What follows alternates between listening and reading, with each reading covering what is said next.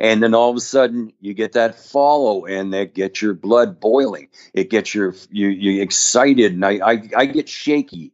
My hands actually begin to shake because of the adrenaline, and I love it. I just love it. Even though you're not getting those 10, 12 fish days, you're getting maybe a 1 or 2 fish day, but you're going back after at the end of the day going, wow, that was wonderful. That was Bill Spicer taking us to the Musky moment. Another new fly fisher on the podcast today. This is the Wet Fly Swing Fly Fishing Show. Welcome to the Wet Fly Swing Fly Fishing Show, where you discover tips, tricks, and tools from the leading names in fly fishing today. We'll help you on your fly fishing journey with classic stories covering steelhead fishing, fly tying, and much more. How's it going, everyone? Thanks for stopping by the Fly Fishing Show. If you are on social media, please send a DM or post a comment if you've been enjoying the show. In today's episode, I talk with Bill Spicer, who breaks out some musky tips and shares his new fly fisher story. Bill talks about the biggest difference between musky and pike, why you have to be careful landing musky, and why a wide gap hook is best. We hear about bite wire, synthetic materials for flies, perch patterns, and some of the best lakes and locations to find musky. Don't miss this one as we talk about how a can of soda pop, if used correctly, can save a muskie's life. So, without further ado, here's Bill Spicer. How's it going, Bill? I'm doing great. How are you? Good to have you on the show. I have a few questions here to talk about. You have a good background. I actually connected with Colin on a past episode, and he kind of I've heard about you out there, but I didn't really know you kind of had a good focus on musky and some of that stuff. So I haven't seen all of the YouTube videos yet, but I was hoping to jump into a lot of that. But before we get started, can you talk about how you first got into fly fishing and then how you brought it up to the new fly fisher? Well, I was a late bloomer fishing wise. I didn't start fishing till I was in my teens, and once I got bit by the bug, it bit me hard, and it just developed from there. From spin fishing, catching any fish you can, to catching big fish, to only catching steelhead. To then I worked up, and I was one of the first in Ontario to have a noodle rod, which was revolutionary. It was 9 feet long, and using small reels and catching steelhead like that. And it developed into the first center pins that showed up in Ontario, and that in turn back in early 80s, late 70s, early 80s, I got involved in fly fishing itself when I first picked up a fly rod. So, and it just developed from there. Okay. Now, as far as the new fly fisher is concerned, that was a piece of luck. I always say I'm a steel worker that got lucky. That's all that matters. I was in a good position in my life to make a jump and do this full time, and I'm just lucky. Not any better than anybody, just lucky. Yep. Well, that's a big part of, I think, I've heard a lot of stories on here. Well, just in life, I guess in general, you're in the right place at the right time, and I think that's part of being lucky, though. We've talked about this on the show is when the moment comes to be able to jump off and go for it. You know what I mean? I was lucky. I was in that position. I could do that. Exactly. Yeah. No, that's cool. So now center pin is something we haven't talked about on this show yet. I've got a bunch of episodes, and I mean, I guess technically it's not fly fishing, but it's got a lot of similarities. Can you just briefly talk, for those who've never heard of center pin, or maybe just talk about how it's similar to fly fishing and then how it's different? It is. A center pin looks like a fly reel. It's got no internal guts. It's on just on a pin on ball bearings. It spins very easily. Yeah. And it's similar to nymphing with an indicator. You're using a float, split shot down, and controlling your depth of whatever you're offering to the fish.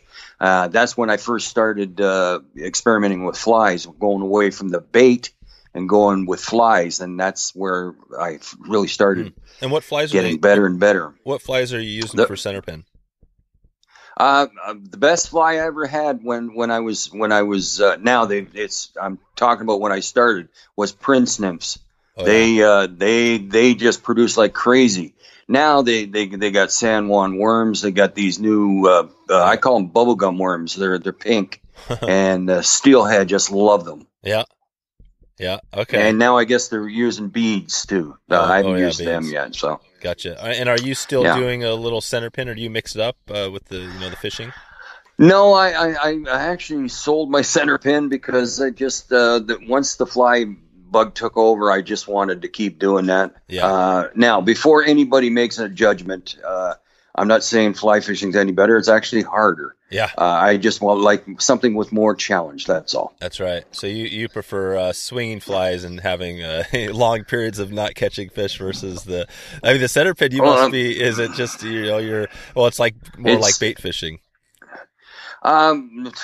Oh boy, I don't like to say that because it's evolved away from that. When I first started it was like bait fishing. And because that's all we're using. We're using spawn bags and worms. And can you take it? So now with center pin, were you there at the beginning? Can you do a little brief history, just a short thing on the center pin? Has it been around for a long time, or what is the story there? Yeah, well, the actual reel is used for coarse fish over in England. Okay. That's the story that I got for pike and for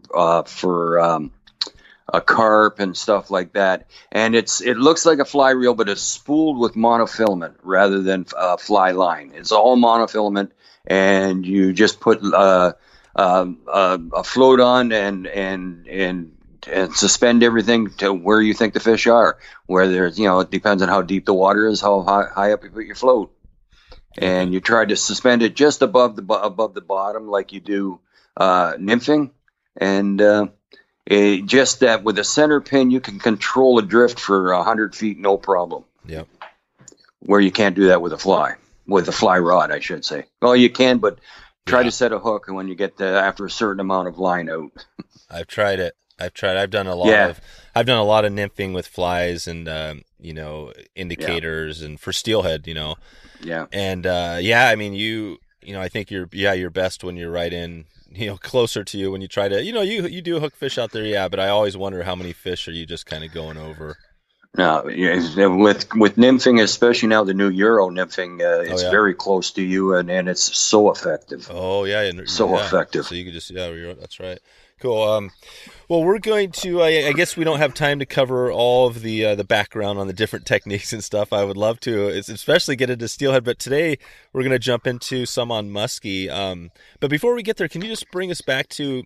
You said you were lucky with the new fly fisher, and obviously I think it's one of maybe the biggest kind of fly fishing YouTube channel and TV show and everything. Can you just take us back to that moment where that all came to be? Well, my wife at the time worked for a fly shop in Toronto, and Colin had started the show in 2000, and this is 2002. And he had expanded and was producing military shows also, so he needed help with the show. So he had heard about me, and he called to my wife. He didn't realize it was her, and asked if she could, didn't know if she knew me. She goes, "Yeah, kinda." And that's when I first met him. And I did my first show with him, a steelhead show, and we did a couples show. And he saw I was comfortable in front of people and knew my stuff, which I was voracious learning through the years. So I knew my stuff, and he just one day said, "Are you up for a Pepsi challenge? You want to try one of these on your own?" And I said, "Yeah." And after my first one, that was in 2002. After my first show, he offered me a position. No kidding. Yeah, and I was still working at the time, but I had multiple holidays, and my wife said, "As long as you got 2 weeks for me, the rest you can do what you want with." And we would marathon taping shows in 6 weeks at a time. Jeez, so you would do a whole season in 6 weeks? Yeah, at that time we did. Now it's spread out more. Oh, okay. So now, because this is what I do now. This is all I do. Yeah, so this is I mean, basically it's you and Colin, and then and who else? Is Mark Melnyk. Oh yeah, Mark. Right. Mark Melnyk. He's joined the production team. Phil Rowley occasionally out in Edmonton. He does all our Stillwater stuff. You can't beat Phil as far as what he knows. No. Stillwater wise. Him and Brian Chan have partnered up for years, and that is just walking encyclopedias for Stillwater. Yeah, I had Phil on in a past episode, and it was an earlier episode when I first got this going, I guess almost 2 years ago, and he blew me away. Yeah, Phil was, and actually I had Brian Chan was going to come on and talk some etymology, but I think he's had some issues with some voice issues and stuff. Some voice issues. Oh, yeah, I'm not quite. I know sure. he's had some vertigo problems in the past. Oh yeah. Actually, I think that might be something. Yeah, I can't remember. Yeah, that's right. It's vertigo. Yeah. Anyways, it's an inner ear thing, I think. Oh, it's inner ear. Yeah. That's right. Yeah. So, hopefully Brian can eventually we can get him on. He can get healthy and stuff. Mm-hmm. But he's very, very articulate. Very knows his stuff. Crazy good. Yeah, that's awesome. Cool. All right. Well, let's. Obviously there's a cool story there, and I love you talking about your wife at the fly shop. And so, was your wife fly fishing before you got into it, or why she was at the fly shop? No, my wife, I met her in South Carolina when I was fishing, and she came back to South Carolina to Canada with me, and got a job in a fly shop, and that's how I got involved with the show was through her. Oh, right. And what were you doing at the time? I was teaching a lot, guiding at that time, but mainly teaching, casting and fly fishing. Oh, okay. So yeah, you were already doing it. Yeah, and I used to do a lot of the trade shows, do fly casting demos and that, and teach. Oh, okay. And that's where Colin had heard about me.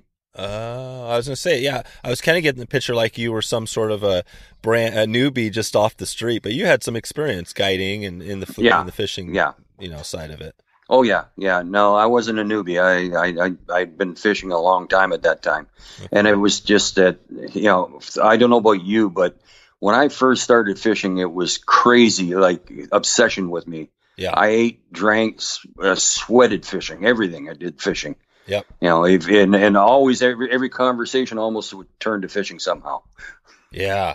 No, it's my story. We've talked a little bit about it, but my dad had a fly fishing. He was a guide and had a fly shop. So I grew up pretty much. Yeah. I mean, since I can remember, I've been around the fly shop, but yeah, I never really got into the fully on the industry stuff. I kind of always, you know what I mean? Or at least the fly shop, I kind of worked on the side, but never just brought it into my own thing. And, but obviously now with the show and things like that, I'm trying to connect more to it.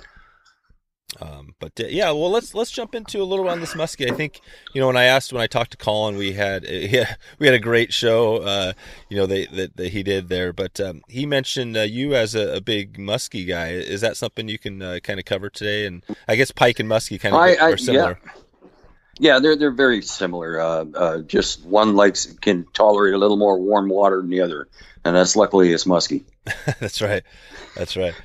Well, let's just jump into it. I want to go through some tips and things like that on muskie. But maybe you can just start off first talking about, muskie, I guess, are kind of all around, North America. Obviously up in your area. Where, if somebody has never been out muskie fishing, that first start us off, where are they going to go find the fish? Where's the best place to go? Or are they kind of scattered all over the place? Well, they are scattered, but there's two main lakes that I would say, if I was to recommend and you had the time and the pockets to go, it'd be Lake of the Woods, which I had terrific muskie fishing there on the fly, and Lake Nipissing. Okay, how do you spell big that? Muskie there, and Nipissing, Nipissing. Okay. All right, so we got that. So those are the two places. And can you paint a picture of what those lakes, what we're looking at? These big lakes, shallow lakes, deep lakes? So what type of? Yeah, big lakes. You definitely need a guide because especially Lake of the Woods, you can get lost on it. It's huge. Lake of the Woods takes in 2 provinces in Canada and 1 state in the United States. Holy cow. Yeah. So yeah, it's a big lake, and it's islands all over the place. You got to know where you're going. Okay. It's not that it's a treacherous lake. It's just you can get lost real easy. Oh, no kidding. Wow. Sounds awesome. But it's not only there. They got terrific musky fishing, great pike fishing, great smallmouth bass fishing, and great walleye fishing, and all caught on flies. That's it. That's the four. Yeah. That's the four species. When you kind of think about it, those are the four you hear about that are kind of not always together, but a lot of times you find them in the same lakes. Yeah. Yeah. Well, so why don't you just walk us through so we're at, let's just say one of these lakes, Lake of the Woods, we're up there fishing. Can you walk us through how you catch fish and maybe talk about some tips on how to get started and all that? Well, first off, your equipment. Now, with muskie, even if you're catching small ones, they can tax your equipment. But it's not so much just the fish that taxes your equipment. It's what you got to fling, the size of the flies, minimum 6-inch flies. I don't fish anything smaller than that, because they want something. They want a meal, and they can just annihilate, and they'll inhale that. And you generally. It depends. If they're shallow, you can go get away with a floating line, but a lot of times I'm either using a sink tip or a full sinking line to get it down in the kill zone for longer, and that taxes your equipment too. So minimum 10 weight, that's what I use. Minimum 10. You can get away with a 9 or an 8, but you're going to be a tired puppy at the end of the day if you take an 8 weight and casting heavy setups like that. The fish, you can handle a fish all right, but it's just you will be tired. So 10 weights. You need the proper. If you've got a floating line, it's got to be a pike or a musky taper. They're tapered in such a way it turns over the heavy fly, turns over the poly leader or sink tip that you're using much easier if you got a pike taper. You use a regular line, just regular tapered trout line, you're going to have a real time trying to cast. And you got to have a reel with a good drag. Musky will they go for the initial one big run and jump, but it is hard on the drag if you don't have a good drag. Okay. All right. So I'd also have a full sinking line, and my thinking on this, some people say, well, I just use a sink tip or a poly leader. That'll work, but when you're retrieving, a full sink line keeps your fly in the kill zone longer before it moves up. A sinking tip or a sinking poly leader, when you start retrieving, the floating line goes up first and it starts pulling everything up shallower, where a full sinking line will stay almost to where you want it by the time it gets to the boat. Gotcha. Well, what's a good line? What's a company, or is there a name of a line that people can grab or look at? The reel is got it figured out as far as tapers, as far as I'm concerned, and their musky pike taper that they got. There's another one called I'll tell you in a second here. Yeah, musky pike taper. I'll put a link in the show notes to some of these. That we're talking about here. Yeah, just the musky pike taper. That is the best line that I've run across. Okay, all right, perfect. For that. So, and then, can you also talk, just before we jump more into some of the other tips and techniques, the leader or the tippet and all that? Are you using? Are these? Is it mono, or is this? What are you using there? Well, if I'm on a sinking line, I only got like three feet of fluorocarbon, but I also have 16 to 18 inches of bite tippet. It's a wire that you can get from Rio. It's just called bite wire, and you can tie it in knots. And I tie perfection loops in my fluorocarbon and my wire, and loop to loop it, and then tie it onto the fly. You can tie actual knots with it. It's really good. It comes in 20, 40, and 20, 30, and 40 pound test. And I find the 20 pound is plenty. Okay. But you got to have it. I've had muskie bite me off beyond 18 inches. Oh, wow. That's, yeah. Yeah, that's how voracious they are. So they hoover everything. How big are these fish? Some of the ones. Well, what is a big? What's a trophy? And then what's your average size muskie? Anything over 40 inches that we can consider a big fish. 50 inches is a trophy. Yep. I haven't hit 50 yet. I've had many 46s, but haven't hit the 50 yet. I've had 50 come up to the side of the boat. Yeah. One thing to remember about muskie, and the same with pike. They are the top predator in the lake. They're afraid of nothing, and that includes boats. They're not afraid of the boat at all. They'll come right up to the side. Thus, the need for a figure eight or a circle. Yeah. What is that? Now? We can get in there. Yeah, let's jump into that. The figure eight, and is that a pretty common? Are you hooking these fish all the way at the boat? About every yes. I got. If you go to our YouTube channel and look for Crow Lake Lodge, which Crow Lake Lodge is, or Crow Lake Lodge. Yeah, that's what it is. Crow. And I went muskie fishing with their muskie guy there, and right at the side of the boat, I did the figure eight, and we got the muskie coming up and eating it. Huh. That's cool. And yeah. And what is so? Can you take us through so you got your gear, you're making your cast, the whole process to where the fish hooks up at the boat, how that all works? About 99% of the time with me. I've had it very few times where you cast out and as soon as it hits the water or something grabs it, well, like you do with pike. Always you see the follow. And the follow will be a shadow coming by, and that gets your heart moving.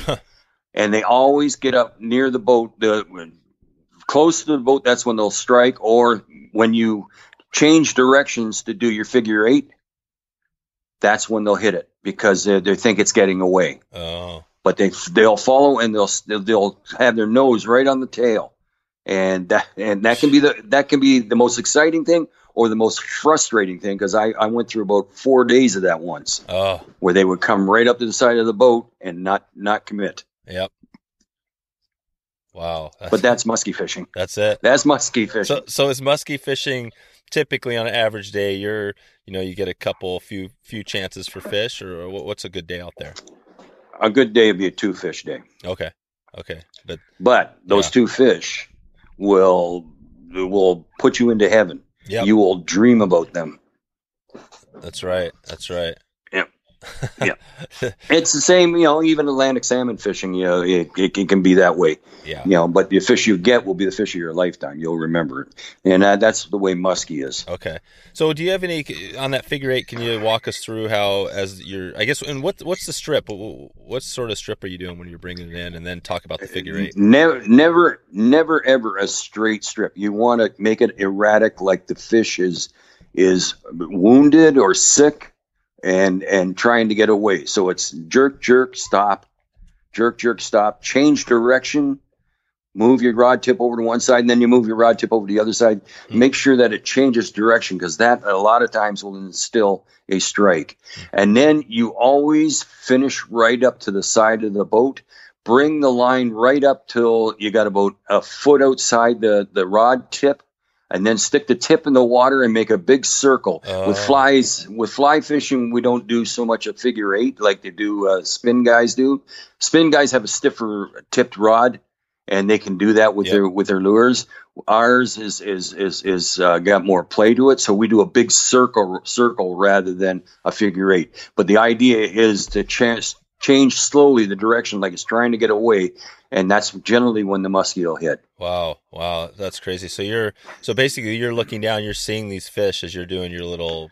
Yeah, you do see them. You'll see your fly coming along, and you'll see a shadow following, and then as you get closer, you'll see it. And in one case, I was in northwestern Ontario at a place called Nielsen's. The water was gin clear; you could see them coming for 20 yards away, and right up to the side of the boat. And we got lots of footage of muskie at the side of the boat. Yeah, and big ones too. Sounds amazing. Yeah. Okay, so basically you have that down. You've got this intense. You got these strikes at the boat. What you mentioned the fly, 6-inch fly. Is there can you describe what that fly looks like? And is this a fly you're tying that's kind of are you making anything where the fly itself, when you just strip it in, moves erratically, looks wounded, or is this just a standard kind of symmetrical fly?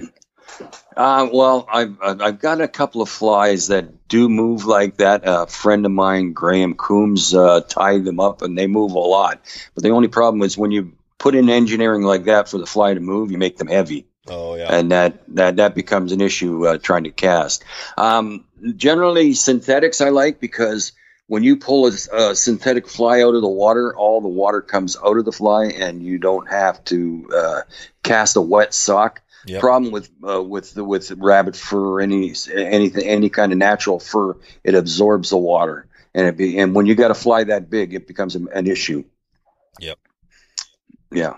So I like that. Perch patterns mainly. Everywhere there's perch in Ontario, and most of the United States, there's perch everywhere, and that's generally one of the main feeds. Whitefish is another one. So you got 6 and 8 inch flies that are white and have a black back, just like a whitefish or a big shiner, anything like that. Suckers. Yeah, especially in the spring, they're really keying on the suckers. So any kind of sucker color, which is gray, white, and black on the back, just big. I like wide gapped hooks, and don't use your regular streamer hook. Oh, use a wide gap. What type of hook? Do you have a company or something we could look at? Gamakatsu. Gamakatsu, and you just wide gap, but like 1/0, 2/0, and 3/0. I'm talking big hooks. Okay. And if you can find, and they're hard to find, is the Gamakatsus that are barbless, but they go in so easily, and as long as you keep a tight line, you're not going to lose a fish. Okay, so that's a good tip on the.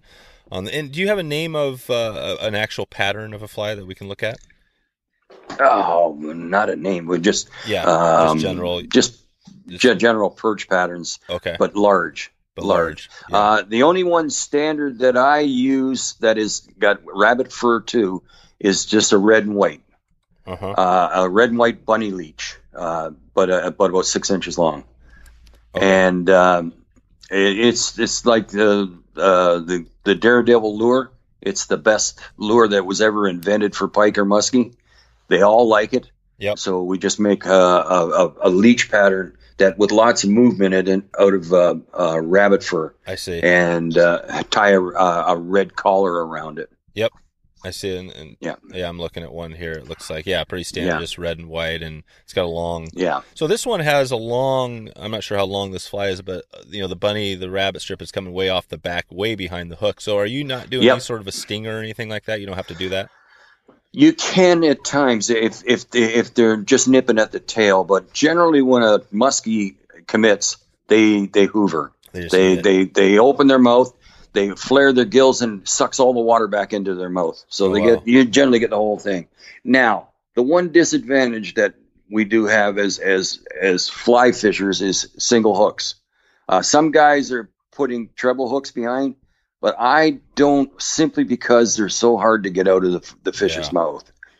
And one thing about muskie, they may look ferocious, but they're pussies when it comes to they can die very easily. Oh, right. They're not like a pike. A pike will take a lot more, but a muskie, you got to get the hook out and back in the water as quick as possible. Otherwise, you run the high risk of them dying. So and then I don't want to kill any fish. No, and I actually heard this tip. I'm not sure if you've ever heard about this before, but somebody was telling me, or I heard this on a show. They were talking about how if the fish is, I've never heard this, but if the fish is bleeding, you actually pour carbonated, like a soda pop or just carbonated beverage on it to cauterize. It'll cauterize it. Yeah. Is that something you do? I haven't done that. I've heard it though. Okay. I've heard it many times. Yeah. And the same as if it's a regular hook, not a stainless steel, and their deep hook just cut the line. Yeah. It'll be gone within days. Oh, there you go. Yeah, don't. The acid in the body will just melt it away. No kidding. And they'll be fine. Yeah. Jeez, these fish just sound like. Not only are they voracious predators, but they They just sound almost like an alien fish or something, something cut out of this They world. they are out of this world as far as challenge and fight.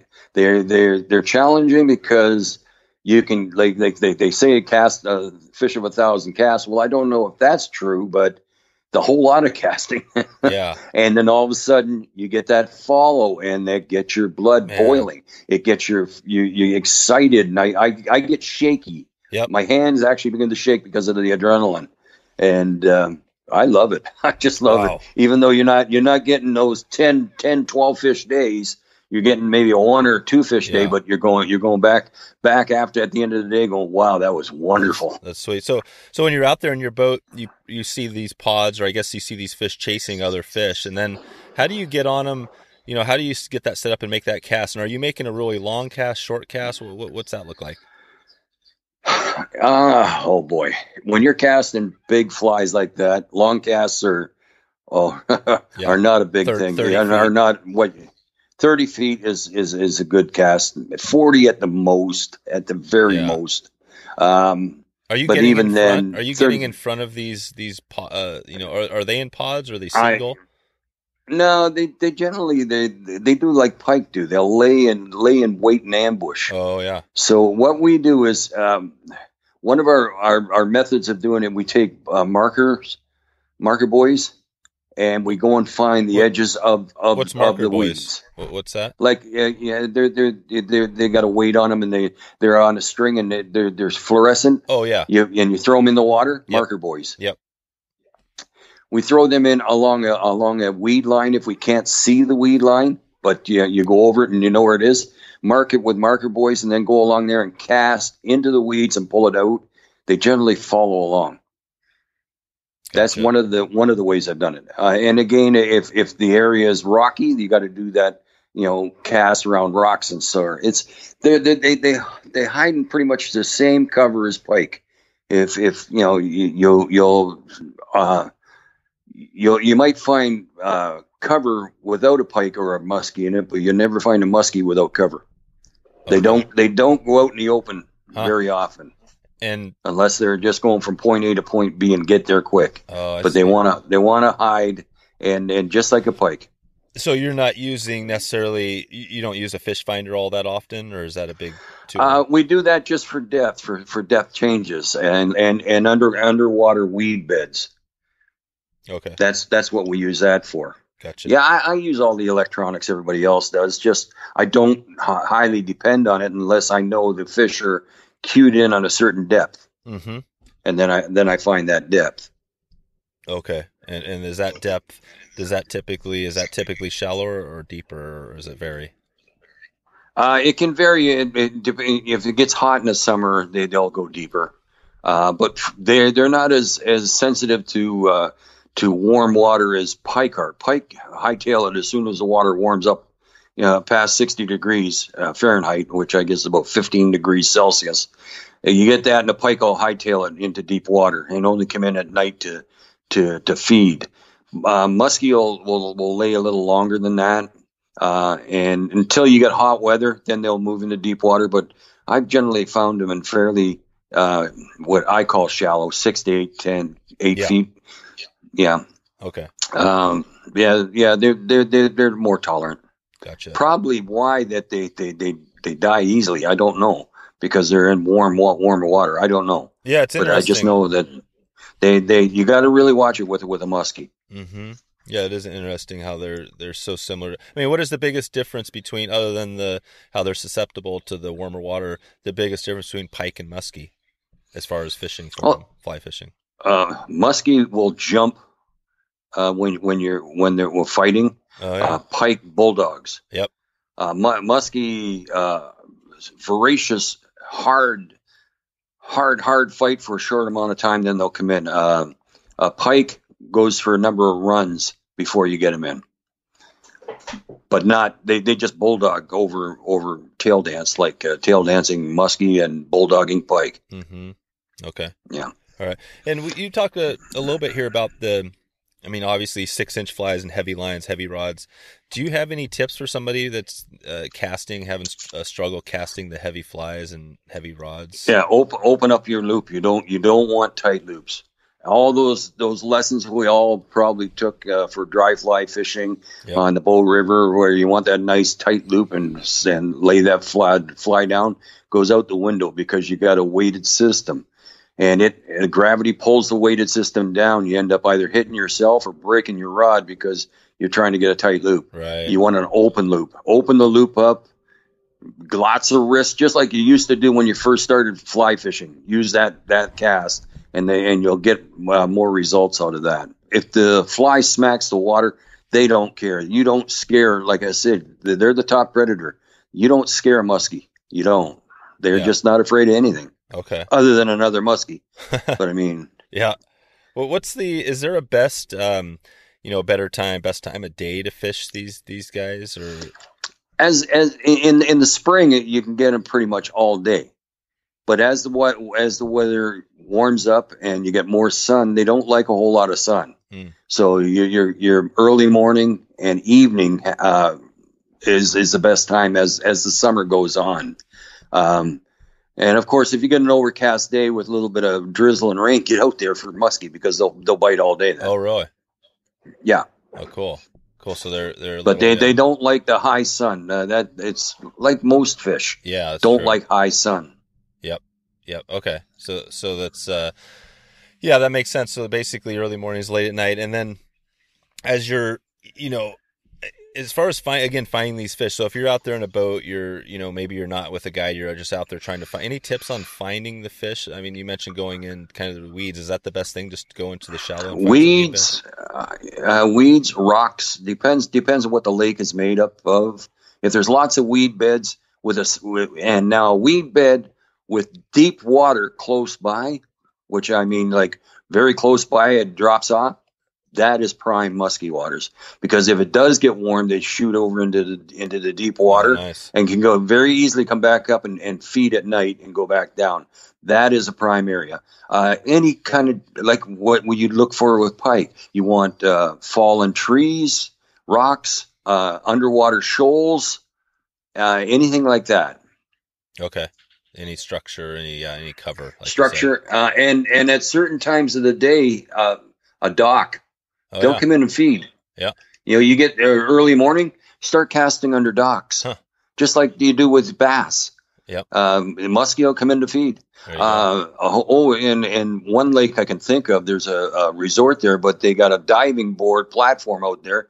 Always a muskie under it. Always. Yeah. Yeah. Okay. Well, we're going to, there's a few more. I want to definitely get into a few more tips and tricks when we get into this here a little bit. But, I was thinking about, mentors. I occasionally ask this question, trying to connect to some of the, the background, the history. But, Colin obviously kind of gave you the job here with the new fly fishing. Can you talk about, what you've learned from him over the years?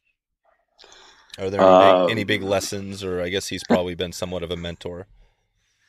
He's as far as the industry, I knew nothing about television. I knew how to fish. I was a steel worker that knew how to fish. I didn't know anything about television, and they've taught me. Right now, I'm working on scripts. I know I write scripts for the show, and who would have thought that? But that's what I've learned off him. I can frame up a picture pretty good now with my camera. I know how to take a decent picture, that kind of stuff. He's allowed me, and this is where I'm really grateful for Colin. He's allowed me to visit as high up as Ungava Bay, which is Nunavut, down to the tip of Chile at the southern part of South America. I've been everywhere in between, and that's all because of the new fly fisher. And I'm so thankful and grateful. And I never, ever take it for granted. Yeah. Never. Yep. Yeah, you've been all around. I mean, definitely, like you said, down to the southern tip. I mean, when you think of the new fly fisher, is that the biggest impact or the takeaway you get, the bonus, the benefit from being part of it? Because it must be a ton of work as well. Oh, it is. If a lot of people don't realize it, and we probably get every place we go to. I didn't realize there was that much to it. Yeah. Didn't realize. You mean the time setting up and filming? Yeah, and how much filming we got to do, and you catch a fish, then you gotta go back and tape prelude to that, like this is what I was doing, sort of type of thing, and narrate what you did, because a lot of times all you hear is woohoo, woohoo, woohoo, and that's people want to know what's happening. So you recap what you're doing, tell them what you were using and how you're retrieving, and that's what we try to do here. Gotcha. So this is kind of almost like a full-time. It sounds like you're retired now from your steelworking, but is this like a full-time job? And now, I don't spend at this time of year, because I've started taping again. I've got work to do when I get home. So that pretty much takes my time up. But the winters are pretty much, I get with, my wife is from the south, so we go south and visit her parents a lot down there, and that's my time off. But during the summer, I'm pretty busy. So you're working, it's kind of a 40-hour week during the summer. Yeah, pretty much. Yeah, pretty much. Yeah. What's your thing? How long do you plan on doing this? As long as my health holds out. Mm-hmm. Yep. I won't lie. It is getting a little harder as far as the traveling. Yeah. The traveling, people say, "Oh, you get to go everywhere." Yeah, but at 6-7 weeks at a time, and you miss your own bed, and you miss your family, kind of thing. Yeah, exactly. That's harder. That gets harder as the years get longer. Yep. Yeah. But I have had the pleasure of being in most everywhere. And one bonus that I've always been appreciative of, I get to fish with the best guides in the world. I've had many guides that I'm blown away with what they know. Just blown away with what they know. And you have you had a musky guide that was over the years that sticks out as maybe, I don't know, is there something you learned from them that was pretty big? Andy Pappas. What how do you spell that? Pappas. Andy Pappas. And what great guy, really knows his stuff. He's on Lake Nipissing. Oh, okay. What have you, if you take one big lesson you've learned from him, what would that be for Musky? I'm thinking he just knew the habitat. He knew at certain times of day where they'd be. He just knew his stuff. Yeah. Another guy that was when I was at Lake of the Woods, and unfortunately this guy Eric, he's passed since. He called Musky his children. So, and I'd open my box and he'd pick out the flies for me. What was his name? Just knew Eric. I can't think of his last name for the world of me. Yeah, I'll try to put some some links as show notes to some of these folks and stuff. But okay, yeah. So basically, and then not only Musky, but are there any other guides that other species that stick out to you as big influences in your fly fishing? There's in Chile, there's a guy we call him Pancho. He was probably one of the best guides I ever had for trout. And one thing about Chile, you're always casting in 30-kilometer-an-hour winds, and it's tough to deal with. This guy is probably the best caster I've ever seen in wind in my life. This guy was dynamite, and he has good tips. And do you know how? More almost an underthrow. Oh yeah, getting down low. Yep. Yeah. It's you'd have to see it to believe it. His name is Francisco Vilches. Is he with an outfit down there? Yeah. Oh boy, that's right. I'll have to get that name. The name. Yeah. No problem. I can look up the name. I'll try to do my best to put a link out there. We call him Pancho. Was he on a video? Did he do? He's Colin did a show down there. Okay, and he's the guide. Yeah. And his outfit is down there too. Great outfit. Perfect. And they have all sorts of places. Fishing in the Andes is just, though, to say it really means something. It is as spectacular as you think. Yeah. God, sounds amazing. Yeah. What? And in Ontario, there's a couple of guys, John Volk being one. He owned Grindstone Angling. That has since closed, but he's still guiding. And Ken Collins is another guy that's really good, and Rob Heel. Okay, perfect. All excellent. Where they go for muskie in the Saugeen River. They go for smallmouth bass, which are outstanding in that river, and steelhead and trout. Okay, awesome. Yeah, well, it gives me some good. Sounds like some. Yeah, obviously. I mean, how many guides, how many trips, how many shows do you think you've done over the years? Well, I'm 17 years now, and 17 years in the new fly fisher? Yeah, since 2002. Holy cow. Boy, I don't know how many. That's like a full career. Pretty much, yeah. No kidding. So what is the great, Yeah. You said the traveling, and if you had to pick one thing, I mean, obviously it's a ton of work. Why do you still do the new fly? What's the biggest thing you really love, about the new fly fisher, doing all the work? I love the fish. I'm like a kid when I hook into a fish, and especially if it does something spectacular, big jump or something like that. You'll see me on TV, and I'll hoot and holler and I'll giggle, and that's not put on at all. That's the way I feel. Yeah. I just love the fish.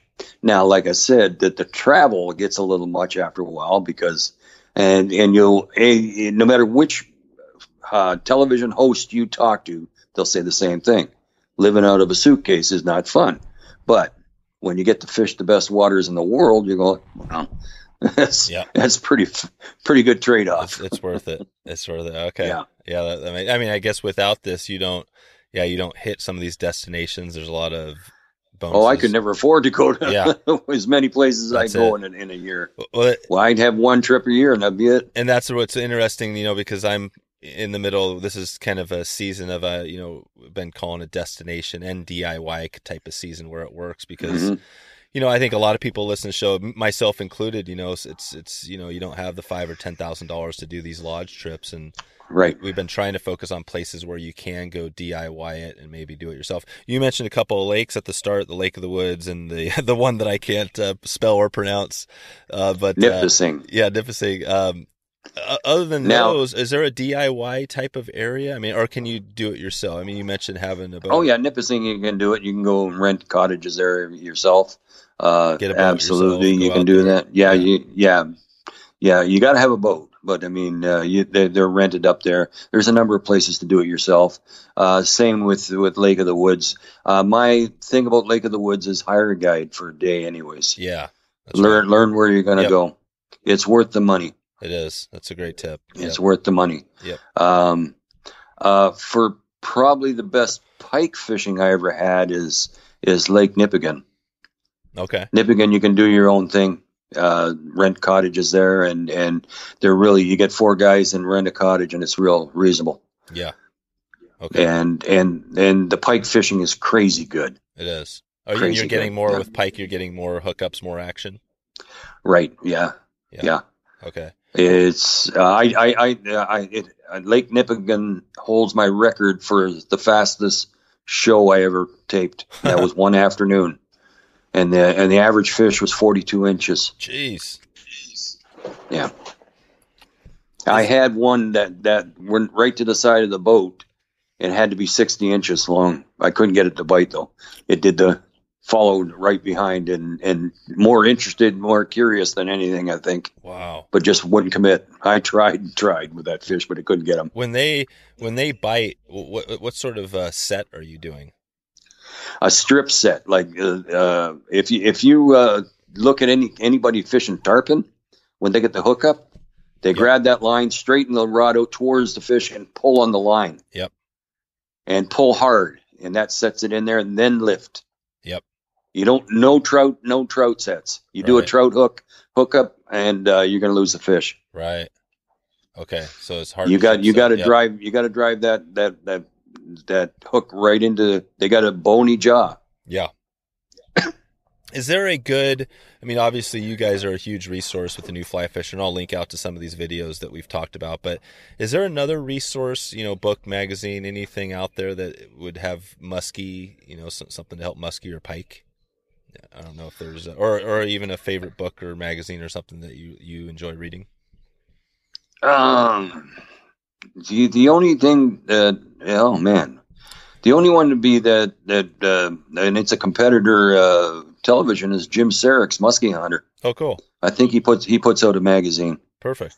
Yeah, no, I think that's a cool thing. I think there's and I was listening. I'm kind of a podcast. I love the obviously have my own podcast, but there is a podcast.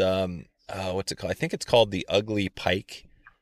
Oh yeah. Yeah, I can't. It's called I have it somewhere. It's the. Let me see if I can find it. But it's a pretty cool. It's called the Ugly Pike podcast, and it's basically it's more gear fishing. But, but if you want information on where to go, gear fishing or fly fishing, we look at for the same things. It's just we got a different piece of equipment in our hands over the guy with the gear. That's all. Exactly. And everything else is exactly the same. The fish, you got to do exactly the same as them as far as presentation, which is the most important. Present, and you'll be rewarded. Yep. Another resource in Canada, anyways, is Musky's Canada. Oh yeah. Just look them up. Yep. Musky's Canada, and they got all sorts of huge of resources for you. That's right. Good deal. Okay. So getting back to the fishing, now.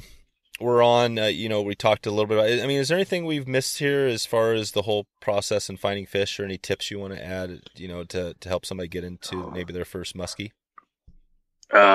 Perseverance to begin with. Yeah. It's not, you get the odd one that, the first cast that you'll catch a muskie. Be prepared to work for it. Yep. Work, structure. Out in the middle of nowhere, you're not going to find fish. You got to have fish. Think of anywhere they can hide and ambush their prey, because that's how they hunt. Okay. They hide and ambush their prey. Yep. Anywhere like that, you're going to find it. Now, when the water gets warm, in the summer, you're going to have to fish deeper water. Find structure on deeper water, like an underwater hump. An underwater island itself, underwater weeds, any kind of down to deadwood trees like that, anywhere they can hide. Okay. Deeper water though, when it gets warm. What's the best? What is the best time of year if you had to pick one time of year to go out for them? I would think. Oh boy. I'm thinking here. I've had really good fishing spring and fall. Yeah. Where I've had trouble is in deep summer. Yeah. Deep summer because they you get the deep. high sun, clear skies, and they go deep. Yeah. And they sit and sulk when the water warms up too much. But I guess in the fall, because they're voraciously feeding to get prepared for the winter. Oh, okay. Yeah, I would say the fall would be best. There you go. So wintertime, right? And the places you're talking about fishing up north, you're getting ice on the lake and everything. You're not fishing. Yeah. You're not doing any. There's not too many musky part below Mason-Dixon line, I don't think. Yep. Not that I know of. Yeah. Okay. All right. And then they're more of a northern fish. More northern, yeah. What? So you're talking about the singing lines in around structure. Are you getting snagged up on things, or how do you avoid snagging up on structures down there? Generally, you're not fishing. You're not snagging up once in a while. You're not fishing deep enough. Okay. Yeah. Not too often do I. Weeds are sometimes a problem because you'll get caught up in them. But because we're using single hooks, you don't snag a whole lot. I'm not saying you never will, because I've lost flies. But the way I look at it, straighten out, pop off the fly, tie another leader on, and go back at it. That's why you bring a box full of flies. That's right.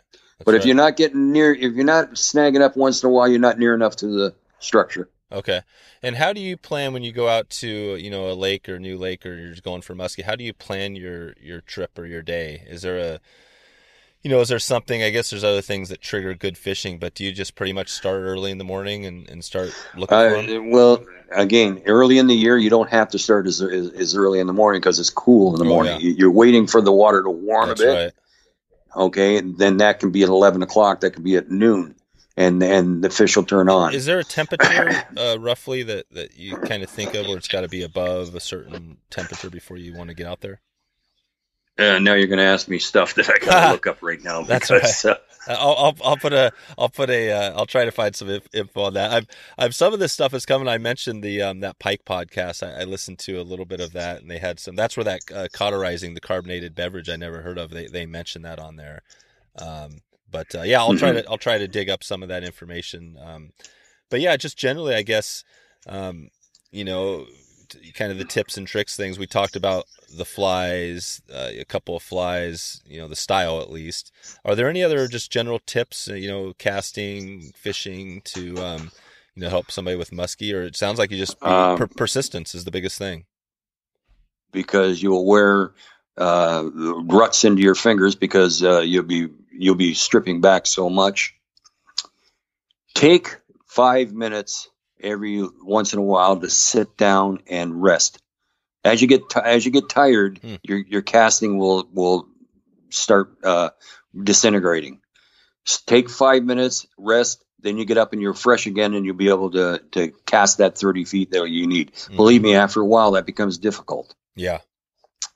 Mainly that is always now. This is the hardest for most everybody, is keeping your concentration. Put your phone down. Don't even touch it. Watch what you're doing, because it can happen in an instant, especially musky, because they'll follow and they'll take their one shot at it. And if you're not ready to set the hook, you're out of luck. Yep. There you go. And it always happens when you turn your head to talk to somebody or what. You got to talk with somebody. Keep your eye on what you're doing. Yeah. Can you? So are there times when you're just casting 10 feet and then stripping in and getting hookups? Oh yeah. Especially you get a follow up, pick it up again. If he's turned away and he's gone, pick it up and right away where you figure he's gone. They don't move a whole lot, great distance. Oh, okay. They followed it in. They're looking for it. Actually, if they've missed it, they've lost it somewhere. They're looking for it. So you put her right back to where you figure they are. That's many times that's happened to me. Oh, okay. So that's it. So basically, you go through the whole process where you maybe cast 20 or 30 feet, strip it in, and you get the fish at the boat. Maybe it doesn't take it. You cast right back out there, and right. Okay. And are they? And are there multiple fish typically in these areas? It's one fish typically you're chasing. No, there'll be smaller ones. The big fish will be the big hen. Any fish over 40 inches is always female. Always female. Same with the pike, always female. There'll be smaller males around, but the real small ones, they won't be anywhere near them because they do cannibalize themselves. But generally, you got a dominant fish in an area, but an area can be 20 square feet, 20 square yards. That's your area. And then you go to the next area, next piece of down, whatever, and of structure. The better structure with more food on it will have the dominant fish. Okay. All right. Perfect. All right. Well, I think we've covered definitely, I'm getting a picture of what it's going to take. Anything else you want to note as far as just generally musky or, fishing in general, if somebody's going for it? I think how many trips have you done, on the show for musky? Have you done just a handful of those? It's believe it or not, that's not a big thing with a lot of fly fishers. There's diehards musky guys, and they're probably as rabid as a fly fisher musky guys. Yeah, but there's not too much call for it. There's more call for good pike fishing because pike are easier than musky. Oh, musky are tough. There you go. Musky are tough. Yep. I'm telling you right now, audience, musky is tough. Yeah. It's tough. So what's I'm not going to say it. So why would so the reason that you go for musky? Obviously the challenge, but most people basically just stick with pike, and that's the reason why. Well, who are the musky? Obviously you're one of them, but the other diehard musky fishermen, what keeps them going with musky? Why don't they just go pike? It's Big the fish? challenge, and when you do fool them, the feeling is unbelievable. I compare it to when I first started fly fishing, and I tied my very first fly, a nymph. It was a Hendrickson nymph, and I caught a brown trout on it. That thrill! I tied that fly, and I caught that fish. Yep. Musky fishing is I worked my butt off. I used all the knowledge that I have, and I got one. That is the satisfaction. Yeah. That's the satisfaction. Not everybody, you have to be at a certain part in your fishing life that you're at that point where it doesn't matter numbers anymore. In a number of places you can go. Every time you go, that you get the numbers, but then starts losing the flavor to it because it becomes a little bit too easy. Now, I say that only, and I can hear some people in the background going, "Oh yeah, but I wish I did have it easy. It's always hard." Yeah. Well, you have to earn that. You have to learn and get yourself to that point. But you can do it with knowledge. Yep. And nowadays with the internet, I had to learn everything. I approached everybody on rivers that I saw that were doing better than me or had some secret I thought I approached them. That's how I learned. It took me years and years and years. Now you got kids, they can learn in 1 year what you used to take me 5 years to learn. Yeah. Yeah. And do you think going to the new Fly Fisher YouTube channel, you think they could pretty much find enough videos to get them ready to go? Oh yeah, we got 16 or 17 years worth of. Yeah. You'll see me without gray hair. How do you choose? And I'm not sure if you're choosing the topics, but how do you choose what to work on, or with the new Fly Fisher or what you're doing? Well, that's Colin. Colin is the producer. He decides that, and it gets down to what every television show has is where's the money? Yeah. Who's bringing us along? Who's paying? Okay. That kind of thing. Yep.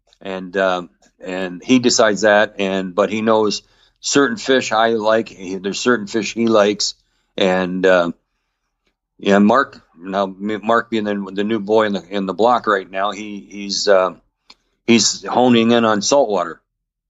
Oh yeah. Which he's got the luck of the Irish, I'll tell you, because he's already boated 2 permit. Oh really? And I've been fishing for 35 years from him, and I haven't boated one yet. No kidding. There you go. But that's the way it is. That's the way it is. Yeah, is Colin kind of a fishy guy? Oh, Colin, he probably as much as me, he loves to fish. That's why he started the show. Your age won't allow you to remember this, but we used to have all sorts of the television shows on, and everything was about just catching big fish, but they never told you how. Yeah. And Colin started the show because he wanted to show people how to do it. The new Fly Fisher isn't about me or Colin or Mark catching fish. It's about how we catch the fish. Mm-hmm. That's the whole premise of the show. So if you go to the YouTube channel, you're going to find anything, and we go always going over our equipment, flies, technique, and plus where we are. So you guys don't get into any a lot of stories and personal stuff, on your show. It's not like it is tips and tricks and techniques. It's how to fish. Yeah. The new Fly Fisher. It's called the new Fly Fisher for the person that's the new fly fisher trying to learn. Yeah. That's it. Yeah. That's it. Awesome. All right. Bill, I think we're about there. I just had a couple quick little random questions. I noticed in your on your Skype photo, you've got it looks like a guitar you're hanging on to. I've been asking a question to a few guests to ask them what their favorite types of music or bands, things like that are. Do you have anything that comes to mind? If any kind of music like James Taylor, Neil Young, that kind of stuff. The older stuff. If you got Clapton, anything Clapton does, I like. Okay. Even going back as far as when he was with Cream, that's my kind of music. But that's my age. I'm a few years older than you. Well, that's classic rock, though. That's the great thing about it. Do you think in 40 years the kids are going to pick back up on some Clapton? I mean, I guess the people still listen to it, so. I guess timeless. Well, It's if kind of you're timeless. a guitar player, you're a guitar player. He's God. What, It's are you a just guitar the way player? it is. You're a guitar player. Yeah, Is yeah. that something yeah. you've done for a profession or just on the side? Or I just do it for me. But I'm a collector of guitars. I have 1, 2, 3, 4, 5, 6, 7, 8 guitars on my wall right now. really? Yeah. Wow. What's the Yeah. what's Clapton? If you is there a one Clapton song that just comes and sticks out to you, or some video or some Layla. Layla, Yeah. yeah, Layla. Layla, and the way that he's the first time you hear it, when he does it fast and then he slows it down acoustic, I thought that was just pure brilliance. Yeah. Pure brilliance. Is that what what But, separates Clapton from the rest of the guitar players out there? Technique. Every note is clean. Yeah. He can shred with the best of them, but there's nothing ever muffled with him. Nothing. Huh. There are other guitar players like Tommy Emmanuel, but he plays all acoustic. It's Tommy Emmanuel is probably the premier guitar player since Chet Atkins died, I would think. Oh yeah. Yeah. Yeah, Chet Atkins. That's definitely an old school name. Yeah, but the best in the business at what he did. Chet was. Yes. Oh, he could play 2 songs at once. Was he a blues? I don't know how like blues. He was more country swing. Okay. Yeah. But he was a picker. I mean, a real picker. Oh, cool. Chet Atkins. Yeah. I know that. Yeah, I'll try to put a link to some Chet. See if there's an old Chet video. Oh yeah. Yeah, there's some good stuff out there. Yeah. All right. All right, Bill. Well, I think that's about it. In the next 6 to 12 months, anything new that's coming up with you or the new fly fisher we can kind of look out for? I've had some really. We're concentrating this year on mostly trout fishing. There is a bit of pike fishing, but mostly trout fishing and dry fly. Hopefully, for most of it. I've just done 3 shows so far this year. One on brown trout, dry fly fishing, and brook trout, and one on pike. But I'm going to Labrador for giant eastern brook trout in 3 weeks. There you go. And I'll be there for 2 weeks. And then I'm also doing brook trout in Ontario up in the Nipigon River in August. And September, I got brook trout in northwestern Ontario. Oh, cool. Are you heading up there on any of those with Tom Rosenbauer? Tom's already been up there. Tom's doing another year of Orvis Guide to Fly Fishing, and that's Colin produces that too. Oh, that's right. Yeah, that's okay. Yeah. Good deal. All right. Well, I think I'm doing pretty well. I've got I can check you off the list now. I've had Tom and Colin on, so I'm going to keep working on it. But yeah, Bill, I just want to thank you for coming on and sharing your your wisdom and the tips here. Obviously, I think it sounds like kind of similar to steelhead fishing or Atlantic salmon, some of those fish where you got to put your time in. But if you do, you got to earn it. Yeah, you got to earn it exactly. Yeah. All right. Well, have a good luck with the season. Have fun out there, and we'll keep in touch with you. Thanks a lot. All right. See ya. All right. Bye now. So there you go. If you want to find all the show notes with all the links we covered, just go to wetflyswing.com/93 and please click the subscribe button on your app of choice so we can help us find some new people out there and help maybe a few more people find some musky. Thanks again for stopping by and check out the show today. I'm looking forward to catching up with you soon and hope to maybe see you online or on the river. Thanks for listening to the Wet Fly Swing Fly Fishing Show. For notes and links from this episode, visit wetflyswing.com. And if you found this episode helpful, please subscribe and leave a review on iTunes.